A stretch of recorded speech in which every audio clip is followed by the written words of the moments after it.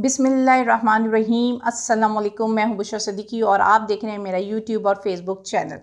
गिलगित बल्तिस्तान में 40 घंटे बाद आखिरकार उनको नतीजा अनाउंस करना पड़ा। मैं क्यों कह रही हूँ कि अगर उनके बस में होता तो वो नहीं करते, लेकिन ये अवाम थी जिसने मज़ाहमत की, जो खड़ी रही और डटी रही कि वो अपना हक लेकर निकलेगी, फ़ैसला लेकर निकलेगी।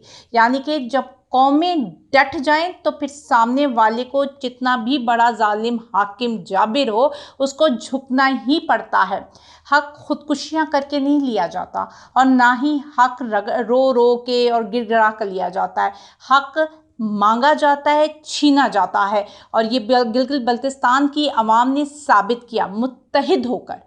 सबसे बड़ी बात होती है मुत्तहिद, यूनिटी। हमारे कायदे आज़म मोहम्मद अली जिन्ना, उन्होंने भी यही कहा था, यूनिटी, फेथ, डिसिप्लिन। लेकिन ये तीनों चीज़ें पाकिस्तान से निकल चुकी हैं, इसलिए हम कौम से ज़्यादा हजूम लगते हैं। लेकिन कल गिलगित बल्तिस्तान ने बताया कि अगर हम मुत्तहिद हो जाएं और कौम बन जाए तो फिर हमारा हक देने से कोई पीछे हमें हटा नहीं सकता है। और वो उस वक्त तक खड़े रहे जब तक उन्होंने नतीजा नहीं लिया, फॉर्म 47 नहीं लिया। बेशक उन्हें पूरी रात बैठा रहना पड़ा, सारा दिन खड़ा रहना पड़ा, लेकिन वो खड़े रहे। ये था एक पहलू। अब बात करते हैं इसी के दूसरे पहलू पर। इलेक्शन एक्ट तरमीम हो गया था और जब सदर पाकिस्तान ने तारीख दी थी अभी रिसेंटली कि जी उन्होंने कहा था कि 90 दिन में इलेक्शन होने चाहिए, तो फ़ौरन से जी हमारे चीफ इलेक्शन कमिश्नर को ख्याल आ गया था कि यार ये क्या बातें कर रहे हैं आप, आपको पता नहीं है कि इलेक्शन एक्ट तरमीम हो चुका है, उसमें अमेंडमेंट्स आ चुकी हैं और अमेंडमेंट्स के बाद सिर्फ़ और सिर्फ ये हक इलेक्शन कमिश्नर का है। तो इलेक्शन कमिश्नर साहब, मैं ये भी बता दूं कि उसी एक्ट में ये भी डिफ़ाइन किया गया था, एक टाइम पीरियड, एक टाइम आवर्स डिफ़ाइन किए गए थे कि कब तक आपको रिज़ल्ट अनाउंस करना है। अब ये बात आप भूल चुके थे और अब 40 घंटे हो गए थे, आप लोगों ने कोई रिज़ल्ट अनाउंस नहीं किया था। 24 घंटे गुजर चुके थे और ये अवाम थी जो खड़ी रही, जिसके दबाव में आकर आपको रिज़ल्ट अनाउंस करना पड़ा। तो वही बात है कि मीठा मीठा हब हब, कड़वा कड़वा थू थू, जो एक्ट हमारे फेवर में जा रहा है, जो कानून हमारी फेवर में जा रहा है, हम फ़ौरन उसका झंडा बुलंद कर देते हैं, और जो कानून हमारी फेवर में नहीं जाता हम उस पर आंखें बंद कर लेते हैं और उस पर भूल जाते हैं। अवाम को पूरे 75 सालों से बेवकूफ़ बनाया जा रहा है, आधा सच दिखाया जाता है और पूरा झूठ बताया जाता है। अभी भी एजेंसियों की रिपोर्ट जो हमारे चीफ आर्मी स्टाफ को मिली है, जिसमें बताया गया है कि जी काफ़ी सारे सियासतदान, जिनमें से 26 और 27 सियासतदानों के नाम आ रहे हैं, कुछ जर्नैल हैं, कुछ ऑफिसर हैं जो ईरान से जो स्मगलिंग हो रही है उसमें इन्वॉल्व हैं। अब बात यह है कि एक तरफ आप कहते हो कि जी इतने रुपए करप्शन के रुपए सिंध से निकल रहे हैं, ट्रक भर भर के सोना निकल रहा है, लेकिन जिनके घरों से निकल रहा है उनके ऊपर ना आप हाथ डाल रहे, वो आज़ादी से घूम रहे हैं। भाई आप उनको पकड़ क्यों नहीं रहे, वो पैसे दिखा क्यों नहीं रहे, वो सोने के ट्रक आवाम को दिखा क्यों नहीं रहे। इसी तरह वो जो एजेंसीज की रिपोर्ट आई है उनमें आप सियासतदानों के नाम बता क्यों नहीं रहे, जर्नैलों के नाम छुपा क्यों रहे हो, और जो भी ऑफिसर्स हैं उनको सामने लेकर क्यों नहीं आ रहे हो। क्यों आवाम से हमेशा सच छुपाया गया है, हमेशा तारीख को मैनिपुलेट किया गया है, हमेशा हिस्ट्री को आधा काट दिया जाता है और आधा जो है जो हमारे मतलब में जिसमें आवाम को लगे वाह वाह वाह सब कुछ बहुत अच्छा है दिखा दिया जाता है। आप लोग हमेशा आवाम को बेवकूफ़ बनाते हो, आधा सच से और पूरा झूठ दिखाकर।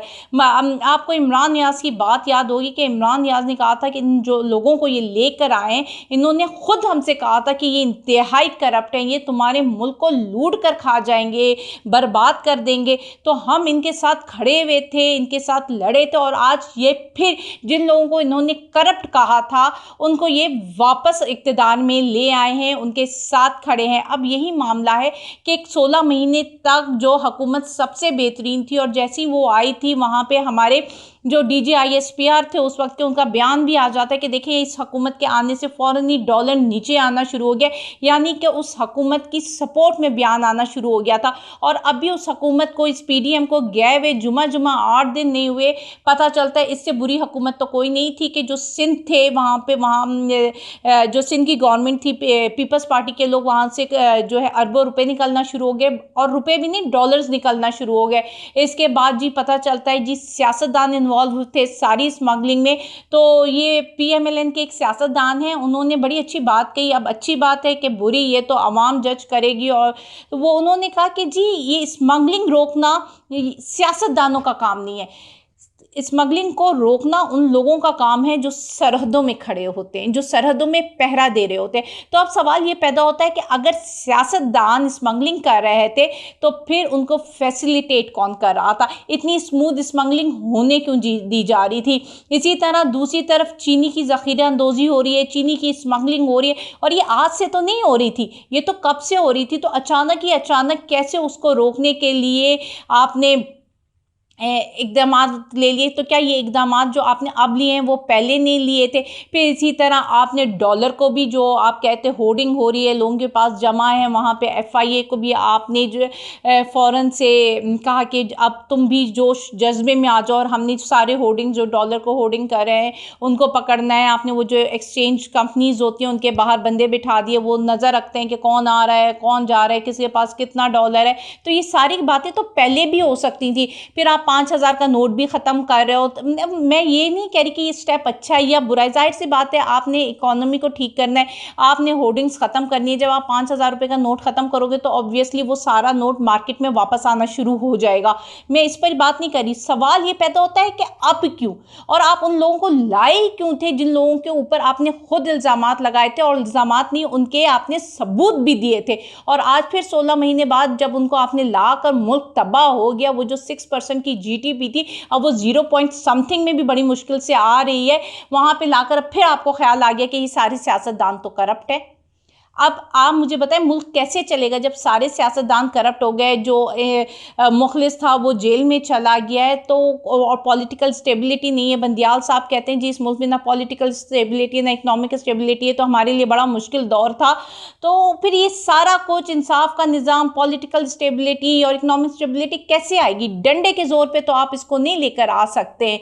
अच्छे लोगों को जिस तरह सलूक हो रहा है, यहाँ पर मैं ख़ास तौर पर सानिया नश्तर के साथ जिस तरह का सलूक किया जाए, जिस तरह उसको नैब की पेशियां भुगतती जा रही हैं, तो अगर पढ़े लिखे एक जेन्युइन बंदे का, मतलब इतने लाइक फाइक जो जिसने आपको बेहतरीन प्रोग्राम्स दिए, आप उसकी काबिलियत पे शक नहीं कर सकते। वो एक अलग ही कैटर की बंदी थी, उसकी जो कैलिबर था, मेंटल अप्रोच थी, आप उस जैसी बंदी को भी नैब के चक्कर लगवा रहे हो। तो मुझे बताएं पाकिस्तान में कौन टिकेगा या पाकिस्तान में कौन ट्रस्ट करेगा? कहाँ से लोग आपके मुल्क में आएंगे और अपना पैसा लेकर आएंगे?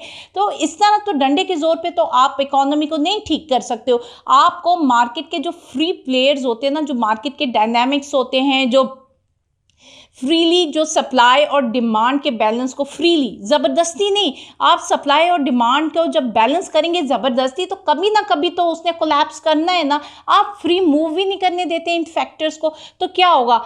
इकोनॉमी कोलैप्स कर जाती है। तो अभी भी हमें पता चल गया है कि इतने इतने सियासतदान इन्वॉल्व हैं, लेकिन ना हमें उनका नाम पता है, वो कब से स्मगलिंग कर रहे हैं, उससे उन्होंने कितना कमाया और पाकिस्तान को कितना नुकसान हुआ। ये सारी सच्चाइयाँ आवाम से छुपाई जाएंगी।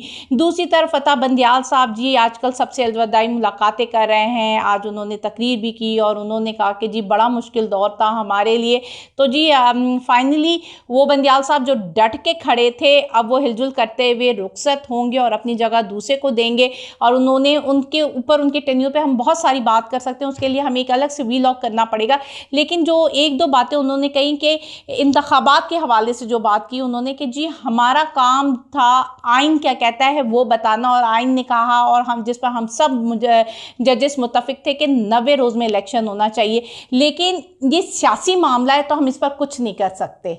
मतलब सुप्रीम कोर्ट आइन नाफिज नहीं करवा सकती, वो सिर्फ बता सकती है, इंटरप्रिटेशन दे सकती है। इसका मतलब है कि वो चोर को ये बता सकती है कि भाई चोरी की ये सज़ा है।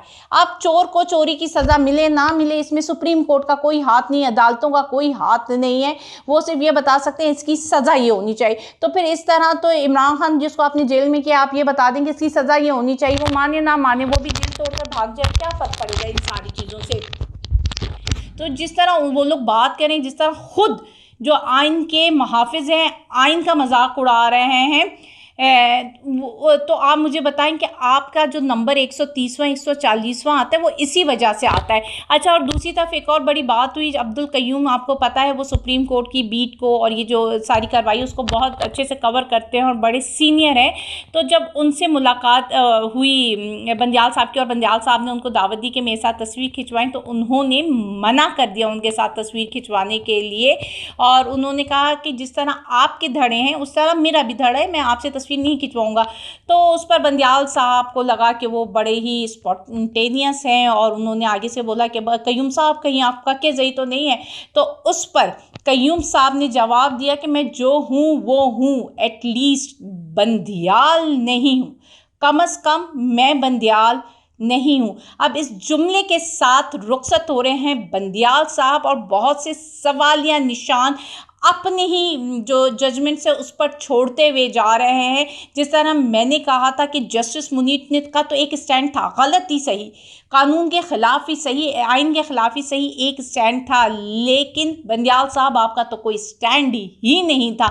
मतलब आपने तो इस मुल्क दस्तूर, आइन और कानून के साथ मुनाफ़कत की है। अब आप खुद देख लीजिए कि तारीख़ आपको किन लफ्ज़ों में याद करेगी, क्योंकि अब आवाम से कोई भी सच्चाई छुप नहीं सकती। अल्लाह हाफ़िज़।